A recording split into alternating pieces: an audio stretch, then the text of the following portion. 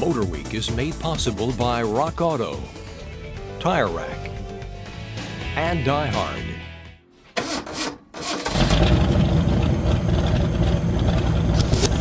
Well, hello and welcome again to MotorWeek 90. We're glad to have you with us. In North America, the familiar BMW badge has become a status symbol, but there's a lot of substance behind this buyer-created facade.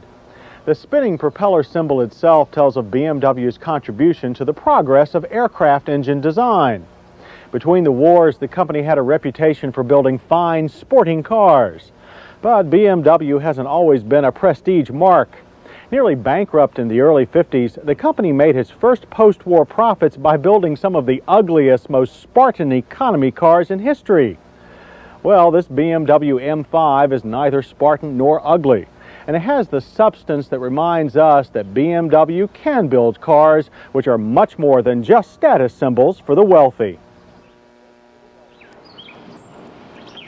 The BMW M5 may look a lot like its yuppie-pleasing cousin, the 535i, but there are tremendous differences between the two cars. Differences that will quickly separate the true car enthusiast from the posers. There are hints of these differences in the M5's exterior design, like deeper front and rear spoilers, and unique alloy wheels. These two-piece 17-inch units are designed for maximum brake cooling and wear low-profile ZR-rated Michelin tires.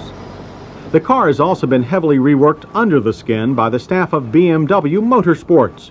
Changes include a lower ride height, thicker anti-roll bars, firmer shocks, and a self-leveling rear suspension. But the biggest change is in the engine bay.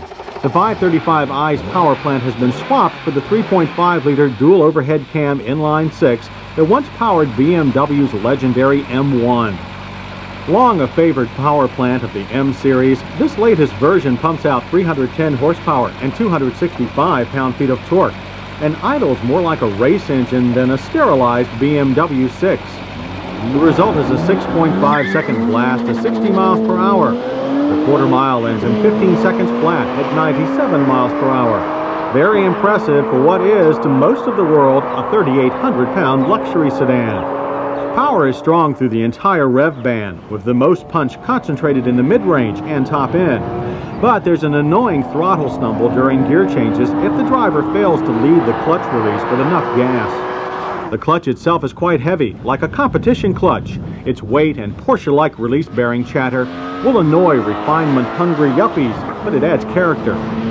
The 5-speed manual gear shift is quite efficient, despite a stiff first-to-second movement. Ratios are optimized for the M-Series engine, making full use of its prodigious power output. Handling is the aim of the M5 suspension, but the BMW Motorsports engineers preserve the fine ride of the car's lesser cousins. What's been added is a stiffer cornering feel and heavier steering.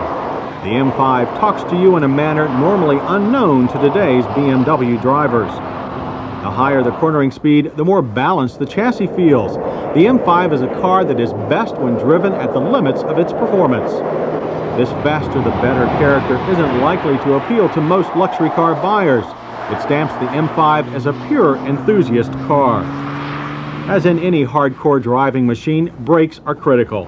The M5 gets larger brake discs than other 5 Series cars, and a standard anti-lock system to haul itself down from 60 in an average distance of only 106 feet. As with our last 5 Series test car, pedal feel and stability are top-notch.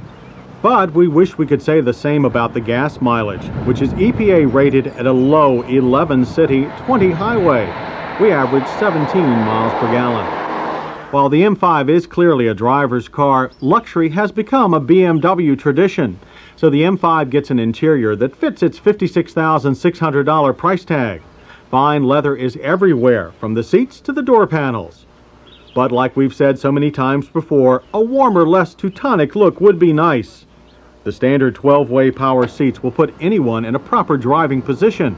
They're firm but supportive. There is even a separate adjustment for thigh support. An airbag is included in the steering wheel.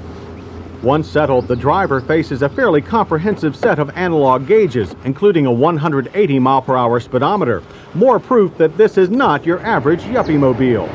The rest of the dash is standard 5 Series, including the busy, poorly marked automatic climate controls and optional 6-disc CD stereo. As in the 535i, the changer is in the trunk. Rear seat room is more than adequate for most adults, as is the trunk space.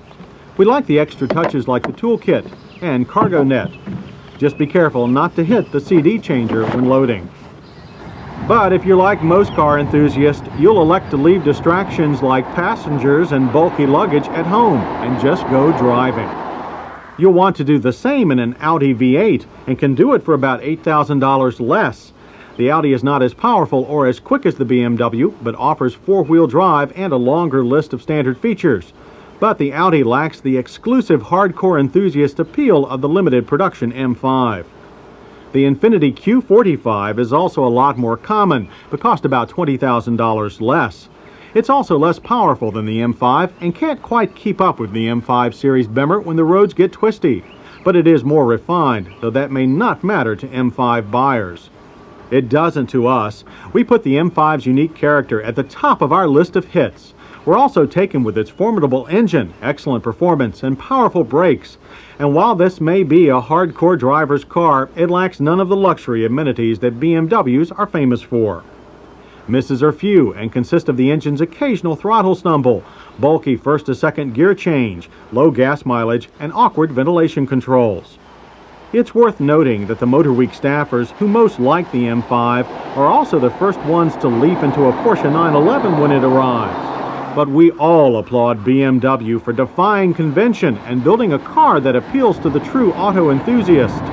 The status seekers have plenty of cars to choose from. BMW built this one for us. It is the best sports sedan in the world.